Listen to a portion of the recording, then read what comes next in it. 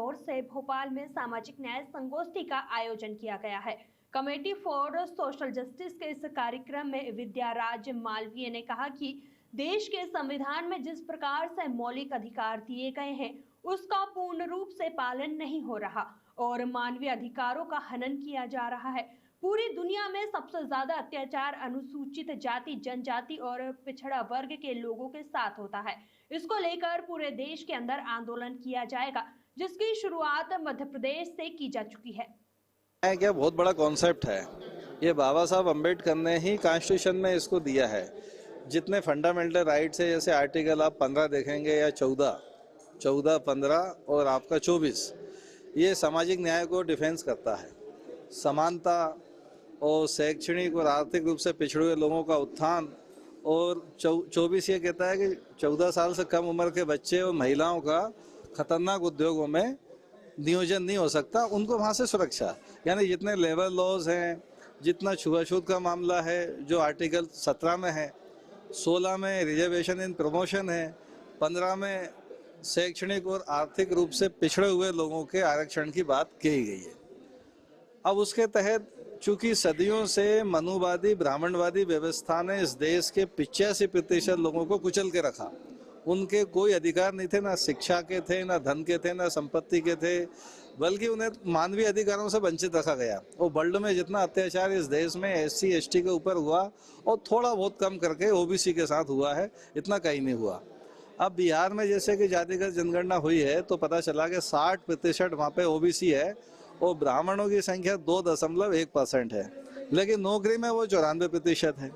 अब जब संविधान लागू हुआ तो हम ये मांग करना चाहते हैं सामाजिक न्याय से कि भाई जिसकी जितनी संख्या है उसके उतने वहाँ सुप्रीम कोर्ट में जज भी होना चाहिए, हाई कोर्ट में भी जज होना चाहिए, कलेक्टर SP होना चाहिए, यूनिवर्सिटियों में हमारे वाइस चांसलर होना चाहिए।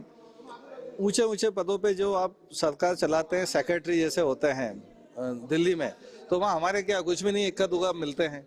सारे मुट्ठी भर लोग कैप्चर किए हुए हैं भारत को, ब्राह्मणवादी लोग, और इन लोगों को इनके अधिकारों का एहसास ना हो, इसीलिए वो क्या करते हैं, धर्म के मसलों को आगे बढ़ाते हैं।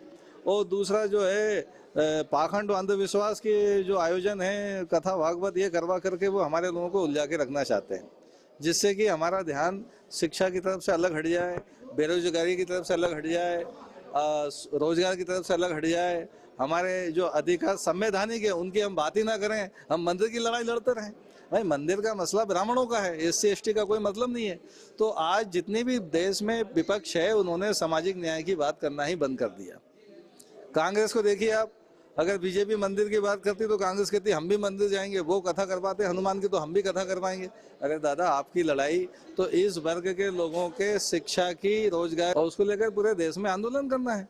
जो आज विपक्ष में अब ये शुरुआत हो ही गई है, कर ही रहे हैं पूरे प्रदेश में। कल हमारी देवास में है मीटिंग कंटिन्यू, उसके बाद दूसरे स्टेट में भी चल रही है, और लोगों को जागरूक कर रहे हैं कि ये आपकी लड़ाई ये नहीं है नफरत की, हिंदू मुस्लिम नफरत की, आपकी लड़ाई है अच्छी शिक्षा, अच्छा रोजगार और आर्थिक सामाजिक रूप से समानता।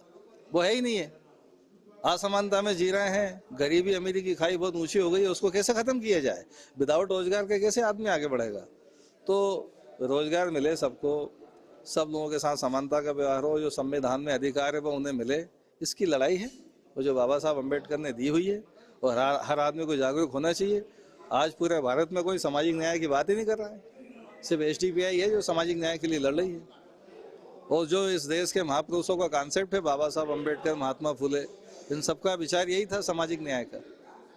तो उसी विचार को जो बहुजन महापुरुष हैं, चाहे टीपू सुल्तान ने गरीबों की लड़ाई लड़ी हो, महिलाओं को स्तन ढकने का अधिकार दिलाए हो, चाहे महात्मा ज्योतिराव फुले ने शिक्षा की लड़ाई लड़के इनके शिक्षा के रास्ते दरवाजे खोले हों, बाबा साहब ने पूरा संविधान, फंडामेंटल राइट्स, नीति निर्देशक तत्व जो सामाजिक न्याय के आधार पर है वो इनको दिया हो, अल्पसंख्यकों की सुरक्षा का मसला हो, सभी तो सामाजिक न्याय में आता है।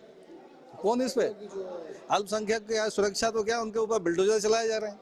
अब कोई इस पे बात ही नहीं करता। कांग्रेस तो वोट लेने के लिए आती है, डराती है, वो कभी इसके लिए खड़ी नहीं होती कि नहीं ये गलत हो रहा है, ये गैर संवैधानिक काम है, गैर कानूनी काम है। आप अदालत सजा देने के पहले ही तुम सजा दे रहे हो। अदालत ने तभी मुकर्रर ही नहीं करी सजा कि आदमी दोषी है कि नहीं है, उसके पहले ही आपने सजा दे दी। तो ये सब चीज़ों पे किसी का ध्यान नहीं है, ये आम आदमी को कुचला जा रहा है। इस देश में मनुवाद हावी हो गया है, उससे सिर्फ सामाजिक न्याय की लड़ाई के माध्यम से ही लड़ा जा सकता है, दूसरा कोई कॉन्सेप्ट है ही नहीं भारत में। ये